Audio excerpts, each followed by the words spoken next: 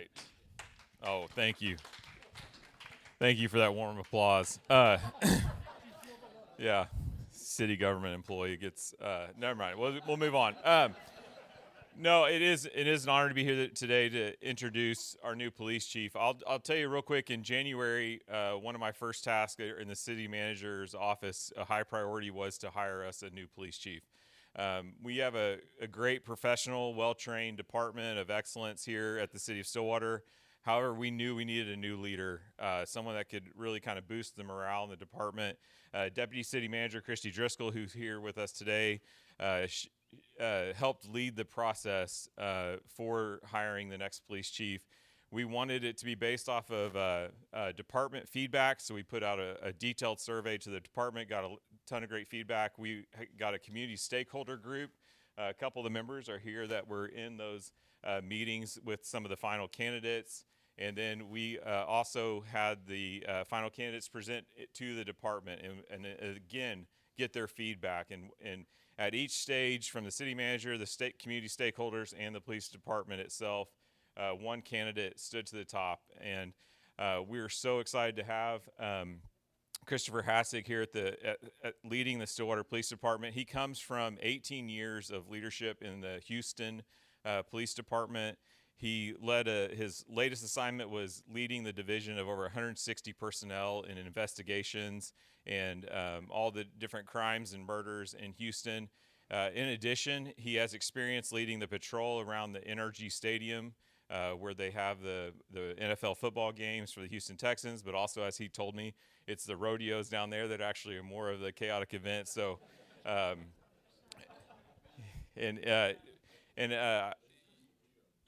in that process, we even hired a private investigator who may or may not be affiliated with Stillwater Frontier Rotary to go do some research on the final candidates. And the feedback he received while down there talking to the people that have worked with Christopher Hassig, one in particular said, if you're able to pull away Chris Hassig, you've won the lottery. And I'll share a quick story that he shared with us that during the interview process. He comes from a family that hasn't moved. His parents have lived in the same house for a long time. His wife's folks have lived in the same house for a long time. He wasn't looking to move. He was looking to move one time to find a new home for his family. As you can all imagine, wanting to raise his kids somewhere else besides Houston. And they spent a lot of time, him and his wife Lauren, on choosing the next community they wanted to call home, and they chose Stillwater. His wife Lauren will be a teacher at Sanger Elementary starting today. Yeah, starting today. And he has 3 kiddos, and we're just so excited to invite him. So let's please warm welcome for Police Chief Hassig. I'm going to shake your hand. Yeah, appreciate it. All right, let me get this on. I think we're good. Can everybody hear me? All right. Thank you for having me, and that is a very true statement. Cowboys during rodeo season know how to put them back, let me tell you. So, constant struggle, so I'm not going to shed a tear not having to deal with the Houston rodeo and the million plus that show up for those 3 weeks. So, again, thank you for inviting me, getting the opportunity to speak to all of you, and give you a little bit about myself, where I came from, and how that's shaped me into moving forward, and what I hope to have in store for the Stillwater Police Department and the community as a whole. And then, of course, at the end, I'll be happy to field any questions you may have of me. So there's my mean mug right there, first day on the job as Stillwater Police Chief. April 28th. It seems like it's just yesterday. Hard to believe that it's almost been 4 months that I've been here. But like I've told everybody, the community of Stillwater has graciously opened up their arms. Not only me, but my wife, my children. That has meant the world. The vision that Brady and Christy put forward to me during this entire process, their openness about the community, their just ability to answer any and all questions and what they see for Stillwater coming forward as well, really sold me as to this being the place where I want to raise my children. So there's my mean mug in my Houston Police Department uniform right there. As captain of the Houston Police Department Homicide Division, we handled roughly 350 murders a year, quite a bit. But we also handled many other facets of the department. We had a unit solely dedicated to the missing persons cases, incidents. We had about 10,000 of those a year. We also had a special investigations unit. We handled all officer-involved shootings, which happened, sadly, with more frequency down there in Houston, as well as any criminal allegations made against law enforcement officials within our city. So we handled those. We stayed busy. And so coming to Stillwater has been a welcome relief in that aspect, a breath of fresh air. The community has just been fantastic. Like Brady said, 18 years of experience down there. Before that, I have to preface this with a funny story. I had coffee with some of the guys from the Oklahoma Highway Patrol, kind of getting to know everybody, just meeting all these different groups. So I'm sitting there at Aspen Coffee in Fountain Square, one of my first Fridays, and one of these big guys, with a bald head, all muscle bound, he comes up and he sits down and he shakes my hand and he goes, "Well, at least you're not a Yankee." And I said, to then which I had to tell him, "Well, I was born and raised outside of Detroit." And so he said, "Oh, I hope you don't take offense to that." And I said, none taken. So, but that is true, born and raised outside of Detroit, where my dad was a doctor, my grandfather was a doctor, my uncle was a doctor. And so I thought I was going to go into the family business until I got to college. And then I realized I don't have the study skills to be a doctor. I wasn't one of the boys or girls that grew up playing cops and robbers and knew that I wanted to do this from a young age. What really got me was a summer honors internship with the Drug Enforcement Administration. And I was going to be a crime analyst. I thought working behind the scenes would be really cool. And then I also was a double major, political science and Russian studies. I could parlay that and be a big bad CIA agent, FBI, something federal. And then I get there my first day of my internship, and the crime analyst I was going to work with was sick. No show. So the group supervisor, go work with the special agents today. She had bigger fish to fry. And so I go, and of course, the last thing that these agents want to do is babysit a college student. They're like, that's, please. But there's probably many policies broken that day, and I think the statute of limitations has passed. But they say, we're going to go run a search warrant. Why don't you go hang out in the car, and you can watch us in action? I'm like, well, okay, that's cool. I'm like 20 years old or so. That sounds fun. And so I watched them. In the depths of Detroit, break down a door. They go try to extract the bad guys, find a bunch of narcotics, the whole nine. They invite me in once it's secure, and then from that point forward, I was like, this is what I want to do with my life. Like this looks fun. It looks like I can help serve the community, help it make it a better place for others and my family. And then it just parlayed from doing that, and then the agents telling me, hey, why don't you go, before you go federal, why don't you go work a few years locally, and then come back and we can talk. I tried getting on with the Michigan State Police, but this was a different era, 2006 or so, and they were hiring 2 folks out of 300 applicants. Whereas Houston, of course, we all know, huge oil boom, economy's roaring down there. They are advertising, they're sending recruiters nationwide. They tell me, young, fresh-faced college graduate, like, we can get you on here in a few weeks, a matter of months. Like, come on down. So, not knowing any better, I was like, sure, let's do this. You only live once, right? That's what the young kids say. I'm not a young kid anymore, but moved. I was the black sheep of the family, the only one to move outside of Metro Detroit. They're all still residing up there. But, thinking that this was only going to be a few years of my life, it kind of falls within the classic story. Boy meets girl, you get a job, you fall in love, you get married, then you promote, and you're like, oh, okay, well, maybe I'm not going to do that. Maybe I'm going to stay put, lay my roots down there. Kids happen right over there. Mine were once that age, and now they're running off to Sanger Ridge Elementary today, and we've got one in 9th grade as well. But all that to say that you'll never hear me say anything bad about the Houston Police Department. I love my time there. I love the people that I work with, the community members that I got to learn from and love. They still reach out to me. You'll see a few of them still comment on the Stillwater Police Department page. They're invested in me, and I really appreciate that from the bottom of my heart. I put this picture in there for fun because in 2007, I'm going through my rookie program and training. I got into a pretty bad wreck. That is my patrol vehicle. And not knowing how the world worked, I was like, okay, well, I need to find a new job, because certainly they're not going to let me stick around after this. We were chasing a domestic violence suspect, and I hit a wet patch in the middle of the night, crashed out. Thankfully, I just had a little bump on the noggin, but I was okay. We ended up catching the bad guy, or I should say other folks caught the bad guy.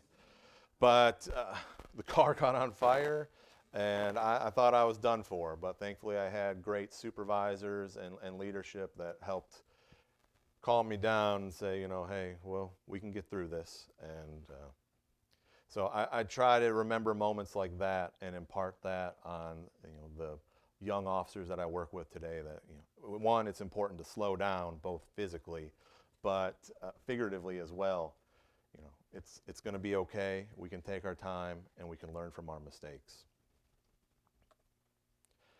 And also, the Houston Police Department really afforded me some really cool opportunities. Brady mentioned that I got to work and lead the patrol division around NRG Stadium.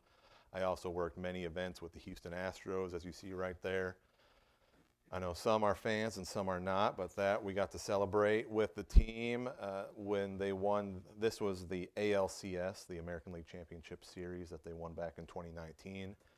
They were kind enough to let us on the field and raise the trophy with them. I was also very close to Kate Upton. I was very excited about that. But it was really some fun times, and I got to learn many different areas about public safety. So I really myself personally had the really tough job of manning that gate during the World Series. You can really, I really was a struggle to take that job, let me tell you. But that gate led to the visitors' clubhouse as well as the umpires' clubhouse down that hall. That was Gerardo Parra, Baby Shark, they called him, from the Washington Nationals a few years ago. But I got to watch Game 7 of the World Series sitting next to him. He was too anxious to sit in the dugout, and so he popped a chair next to the police officer. And I got to watch him celebrate, which wasn't fun, but an interesting note. As Game 7 concluded and the umpires walked by, the head umpire hands a Game 7 game ball and says, "Here you are, sir." And so I still have it in my possession. I almost needed a good divorce attorney, though, because as we were unpacking the boxes from our house here, my wife just saw a baseball and gave it to the dogs. And I don't run fast anymore, but I ran fast that day and had to snatch it off of the ground. Right, it was. So the ball is safe, as well as our marriage. So then this logo, it's not familiar to most, the Houston Police Department Credit Union. One of the last volunteer opportunities that I had, I was the vice chairman of this organization. We had about 31,000 members when I left. We ran a company or a credit union of about 900 million in assets. Really built it up from the 1930s. And they had just appointed me vice chairman after a position on the board after a few years, and then I had to break the news that I was moving to Oklahoma. So they were a little disappointed, but I still keep in contact. But that really gave me an opportunity to learn about finances, coupled. I have an MBA from the University of Houston. Don't hold that against me, but it really gave me a different outlook on management and administration. I got a phone call from my wife's uncle one day. This was after the Lakewood church shooting. If anybody's familiar with Joel Osteen, there was an active shooter there, Super Bowl Sunday 2024, and officers were able to take care of the threat, but it was a rather large situation. And in my position, I'd always been used to handling press conferences, speaking to groups, usually about 3 or 4 cameras. After this happened and Chief said, hey, Chris, we need you to go lay the facts out for the media, I go out there and there's about 40 cameras. We're talking about like international news. So that definitely, rose my heart rate there. But I was, it was a unique experience. I got to meet many great folks and really build some partnerships throughout my time, especially there within the homicide division. But one thing I've learned when it comes to leading an organization, you need to have thick skin. Some people didn't like what I had to say. Yeah. So those that know are very familiar with this, but there we go. I got roasted for that press conference by some members because they didn't like the answers to some of my questions. So this was actually liked by Elon Musk, which made it even worse. Spread just a little more, as well as this one. They were very, very angry with what I had to say. But I was told to give certain responses because we were getting questions from the media.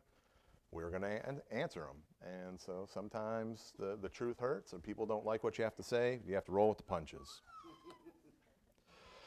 A little bit about in my spare time, these days are slowly fading away, but I was a basketball player at heart. I do love to play. Interesting side note or interesting fact, I was the 2019 Texas Police Olympics silver medalist in the three-point shootout. So, yeah, right? I still proudly have that silver medal in my office. I got to hold on to that for as long as I can. But, sports and law enforcement, they really are camaraderie-focused things, activities. So I really was able to see that connection, being a team member all through school and getting to play and continuing that on through my years. And you see similar connections like that when you're with a squad for so long. And then I like to take what I've learned in playing and translate that with my children. So there we are. We won, the boys won first place. This was a few years ago. It's just great really getting to get out there in the community and imparting that knowledge and helping build future generations, albeit whether sports or clubs or other activities, church. And then Brady mentioned, there's my lovely wife, Lauren, starting her first day here in Stillwater as a third grade teacher at Sanger Ridge Elementary. The big guy is Henrik, he's 14, and then the two little ones, the one smiling is Hazel, 9. And I forget what really ticked Griffin off, but it's not, and it could have been a very simple no, but there he is, and he's now 7, and he still gets that scowl from time to time. Gets it from his dad. So, coming to Stillwater, and that's all my, my background in Houston and my family, what I really want to bring as a leader of the department. And this, I'm incredibly blessed with the employees and the men and women that I get to work with, the men and women that I get to follow in their footsteps over there. But 3 of the things that I really harp on and believe are my 3 Ps, and that's 1, presence, and that's twofold. One, as cops, obviously, plain and simple, we need to be out in the community, fighting crime, being visible and being present out there so that people know we're keeping them safe. You know, it's not merely actually keeping them safe, it's the thought and the feeling of being safe, because that's important. But then on top of that, when you're present, you're not just fighting crime, you're also present for the community. You're out there, you're at the community events, you're building those relationships and helping create that force multiplier that's everybody here. Because unfortunately or fortunately, we have 80 officers, we have 45 civilian support staff. We can't be in all places at all times. It's just how it is, plain and simple. We can do our best, but obviously with the city of our size, it's just not possible. So building those relationships helps us foster those positive feelings, and we can get you out there helping us in situations. Professionalism. We want to make sure that we're looking the part and that we're acting the part. We want to make sure that we're writing good reports, that we're acting and treating everybody with dignity and respect, and we look good while we're doing so. And then finally, partnerships. You know, both law enforcement wise, we want to build those connections. I've had the opportunity to have coffee or meet Sheriff Harper out on the streets in different scenes. Been able to meet with OSU Chief Beckner. I'm going to be seeing him right after this. I got to hightail it to a meeting about game day traffic and parking. My first season here in Stillwater. But on top of that, you know, partnerships with our nonprofits, our Wings of Hope, our Daily Bread, Mission of Hope, all of those that where we can assist and, you know, help bridge those gaps between victims, nonprofits, and the police. Really, my emphasis when I'm in charge of the Stillwater Police Department, and everyone can touch on different things, but I really try to be employee focused. Like Brady said, really trying to build the morale of the officers. I think if you have a happy, healthy police department, happy, healthy employees, then that tentacles out and translates into better service and a happier community. So doing what I can to be present for our officers. Does that mean anything? Thank you. Thank you. Telling me I'm going to be late for that meeting. Yeah. Okay, good. But being present for the officers, making sure that they're properly recognized, properly equipped, properly trained. I agree. I agree. So doing what I can to, again, make them happy, make them healthy, so that they go out and they're good representations of the community. Data informed, making sure that we're looking at statistics, and of course part of policing is just driving around, making sure folks are safe, but we want to make sure that we're in the right places at the right times when possible. You know, analyzing where are traffic accidents occurring and what time. Can we put an officer out there? Where are we getting the most complaints about speeding? Where are our larceny reports taking place? We're trying to get out there, walk around, having our faces be shown. We've seen a reduction, like for instance, we're getting a lot of complaints about thefts at Walmart. So having officers go to Walmart, step out of their vehicles, say hello to loss prevention, cashiers. So we've seen a month-over-month reduction in thefts over there. Can we reduce it to zero? No, we're realistic. But what can we do to help lower that number for their sake and ours? And then finally, community involvement. What can we do as far as getting out there, like I mentioned when I was talking about presence, as far as community relations, community meetings. I was really proud of my team when I asked for volunteers via email to attend the Juneteenth celebration. You know, hey, we're going to have this picnic. I'd really like for folks to attend, thinking I might get a couple. We had about a dozen officers show up and participate, mingle, and we had a great time. So that's just one example of what I see moving forward. Of course, creating some opportunities for meeting spaces where I get up in front, I can discuss statistics, I can discuss current events, field questions, but having myself get out there, understanding my role as chief and leader of this police department, and making myself available, but also having officers available as well. That is my long-winded spiel, of course. Thank you all again. Like I said, it truly is an honor to be here in Stillwater. Lauren and I gave this great thought, and we did say, I grew up in the same house, and Lauren did as well. And we don't want to move again. She gave me an ultimatum. She goes, you get one move, this is it, make it count.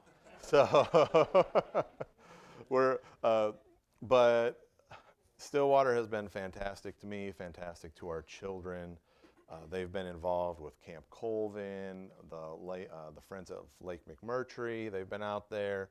They've done the whole nine, and we're looking forward to future events to come. So there's my phone number. There's my Twitter, X, whatever you want to call it.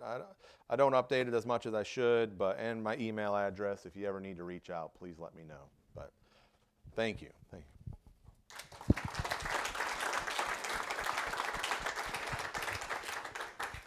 So, an observation, I haven't seen the police motorcycles around town lately. Do we still have them? Are they seasonal, or will they be coming back?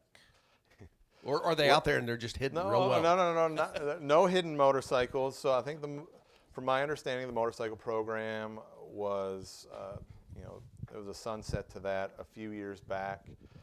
Whether or not we bring them back with our current staffing, I don't know if it's the best, bang for our buck, but it's always a possibility. And we're looking at things. One thing we did bring back was our lake patrol.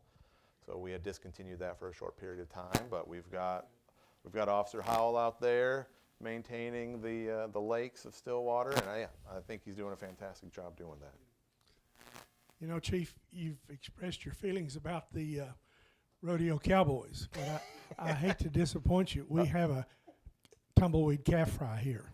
Oh, I was here for that. I was, and they kept us busy, but you know what? I'll take calf fry busy over Houston rodeo busy. Chief, I've never worked in law enforcement, and I know this is probably a loaded question, but how do you help your officers balance their job requirements and their zeal to catch people that violate the law with our constitutional rights? How do you help them walk that line? Because I think they're right on the front lines of that. They are, and that is a good question.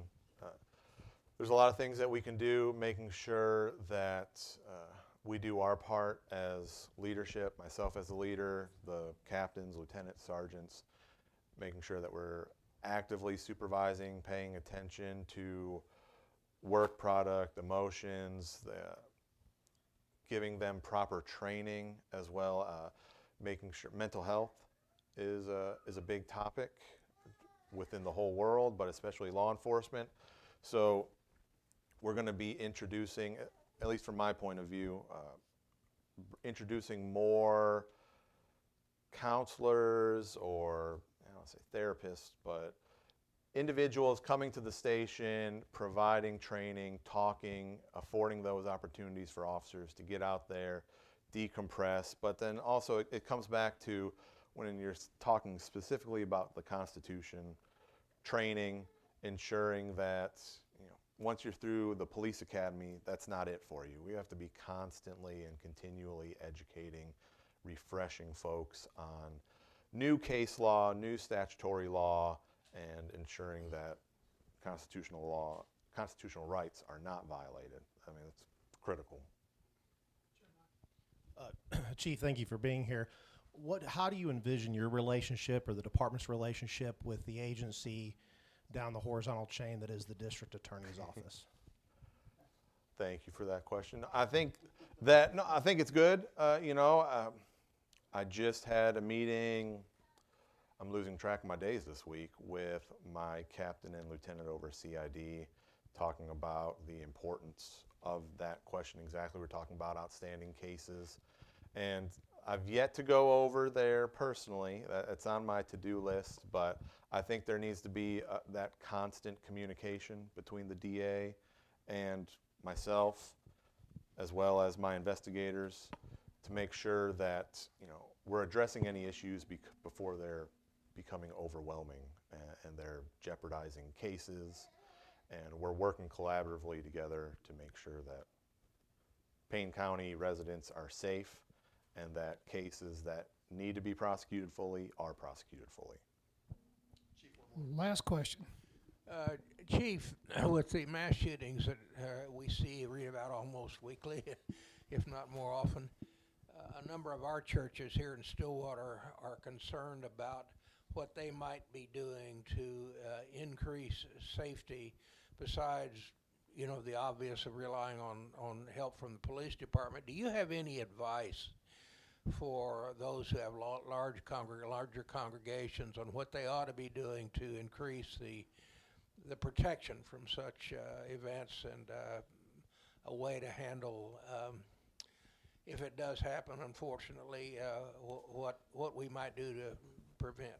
It is a sad reality that we're experiencing today. We see these mass shootings, whether it's the Target in Austin, Texas, or various churches, synagogues.